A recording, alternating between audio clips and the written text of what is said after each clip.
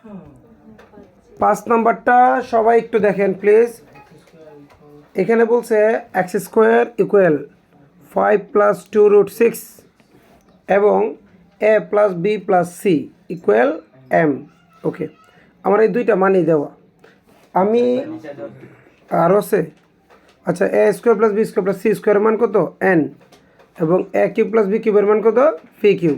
আচ্ছা, আমরা কি উদ্দীপকের মানগুলো আমরা লক্ষ্য করতেছি প্রতিটা অঙ্কে কীভাবে দেওয়া? একটু মাথাটা খাটাবেন কিন্তু, যে অঙ্কগুলো আসে কীভাবে। তো এখানে কিন্তু ওই বেসিকটাই কিন্তু আমাদের দরকার, বেসিকের মানটা, ঠিক আছে, যে কেমনে একটা থেকে আরেকটার মান বের করতে হয়। তাহলে এখানে ক নম্বর প্রশ্নটা কি বলছে? এক্সের মান বের করো। কার মান? তো এক্সের মান বের করতে গেলে এক্সের উপরে কি দেওয়া আছে? এক্স স্কোয়ারের মান দেওয়া। কার মান দেওয়া? আমার দেওয়া স্কোয়ারের মান। স্কোয়ারের মান থেকে এক্সের মান আমি কি শিখাইছি? স্কোয়ারের মান থেকে এক্সের মান বের করা। মিনতি,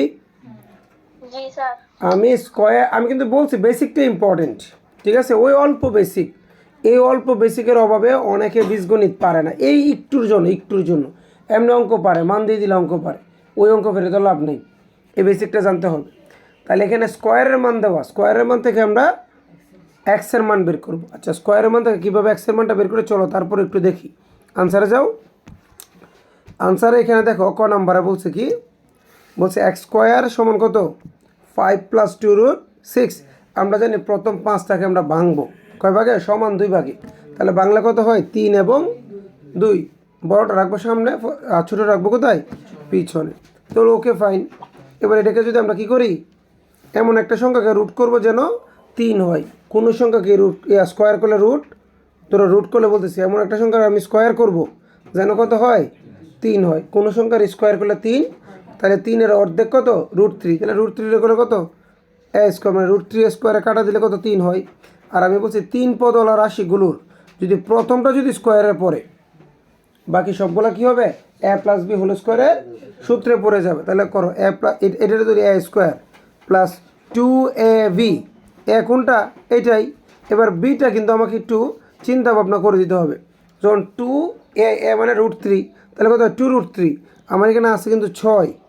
রুট কি 3 নাকি √6? তার মানে আরও এমন একটা সংখ্যা গুণ করতে হবে যেন √6 হয়। তাহলে √3 আছে, এটার সাথে যদি √2 গুণ করি, 3 দুগুণে কত? 6। √6 হয়েছে, মানে আমার উপরে সবগুলো মিলাইতে হবে। তাহলে আমি বি হিসাবে নিলাম কাকে? √2কে। তো এই বিটারে আমি স্কোয়ার করব। তাহলে √2 স্কোয়ার ঘরে ঘরে কত হচ্ছে দেখো তো। আমি উপরেরটা মিলাই, যে এটা কাটলে কত? 3, ঠিক আছে না? মানে √² কাটলে 3 3 মিলে, আর এখানে 2, 3 আর 2 এর গুণ করলে কত? 3 দুগুণে 6, 2√6 মিলছে। আর এই পাশে √² কাটলে কত? 2 2 মিলছে। উপরের গুলার সাথে মিলতে হবে, উপরের গুলার সাথে কি মিলতে হবে। তারপর যেটা বলছে, এই এখন আমি এটাকে ছোট করব। এটা হচ্ছে a + b হোল স্কোয়ারের এই পাশটার মতো, a² + 2ab + কি এই পাশটার মতো। এই পাশটা থেকে আমরা এই পাশটা বানাবো। এই পাশটা কি? a + b whole square. তাহলে এ কোনটা স্যার? এ হচ্ছে সময়তে বুঝিও, এ হচ্ছে √3 আর বি হচ্ছে কত? √2। তাহলে দুইটাকে আমরা a + b বানাই, উপরে কি দিব? স্কোয়ার দেবো। এবার উভয় পক্ষ থেকে স্কোয়ার বাদ দিলে এক্সের মান কত? √3 + 2 বের হয়েছে। এক্সের মান বের হয়েছে। তো অঙ্কর তো বাজ আমরা বুঝতেই পারতেছি, এক্সের মান থেকে 1/x এর মানের পর প্লাস বা মাইনাস করে মান বের করতে। এইটাই বেসিক, এই বেসিকটা জানতে হবে। কথা ঠিক আছে স্যার? চলেন আমরা দ্বিতীয় প্রশ্নটা দেখি। দ্বিতীয় প্রশ্নে বলছে প্রমাণ করো যে x⁸ + 1 x⁸ + 1/x⁴ ইকুয়াল কত হবে? 98। আচ্ছা, এই অঙ্ক আমরা করে আসছি না? এটা তো বোঝা যাচ্ছে x⁴ + 1/x⁴ এর অঙ্কে পড়বে। 4 এর প্লাসের অঙ্কের সূত্র কয়বার পরে? 2 বার পরে, মাথায় রাখতে হবে কিন্তু। চলো 4 এর অঙ্কটা দেখি। আনসারে যাও। আচ্ছা, যেহেতু এখানে অঙ্কটার দিকে তাকিয়েই বলতে হবে মান কোনটা হবে। x⁴ + 1/x⁴। এখানে x + 1/x এর মানটা লাগবে। মানে আমার কাছে কি x + 1/x এর মান আছে? নাই, আমাকে বের করে নিতে হবে। তাহলে আমার কাছে x এর মান আছে। x এর মান থেকে যে x এর মান পাইছি, এখান থেকে 1/x এর মানটা বের করে নিব। আশা করি 1/x এর মান বের করতে জানো। এটা আর দেখাইলাম না।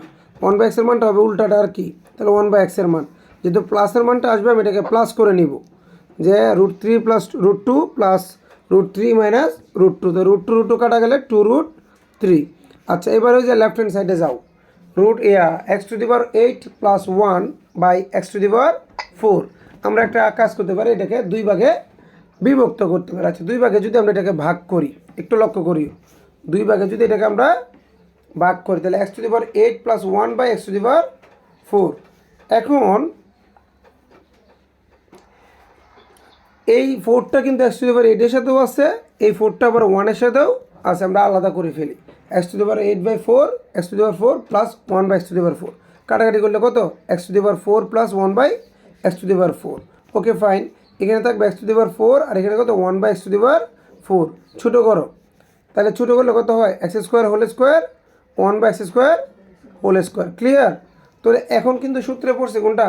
এ স্কোয়ার প্লাস বি স্কোয়ার। আমরা জানি 4-এর অঙ্কে কিন্তু দুইটা সূত্র, প্লাসেরটা একবার এ স্কোয়ার বি স্কোয়ার সূত্রে পড়বে, পরে কি আবার এ স্কোয়ার বি স্কোয়ার সূত্রে পড়বে। 4-এর প্লাসের অঙ্কটা 4-এর, আর 4-এর মাইনাসেরটা হচ্ছে একবার এ স্কোয়ার বি স্কোয়ার প্লাসেরটাই পড়বে, আর একবার প্লাসেরটাও পড়বে, আর একবার মাইনাস, না প্রথমে মাইনাসেরটাই পড়বে এ স্কোয়ার মাইনাস বি স্কোয়ার, পরে আবার প্লাসেরটাও পড়বে, মাইনাসেরটা পড়বে। আর 4-এর অঙ্কে মানে যেটাতে 4 থাকে এটা মানে প্লাসেরটাই একবার স্কোয়ারে পড়বে, আবার স্কোয়ারে পড়বে। কথা ঠিক আছে? মানে দুইবার।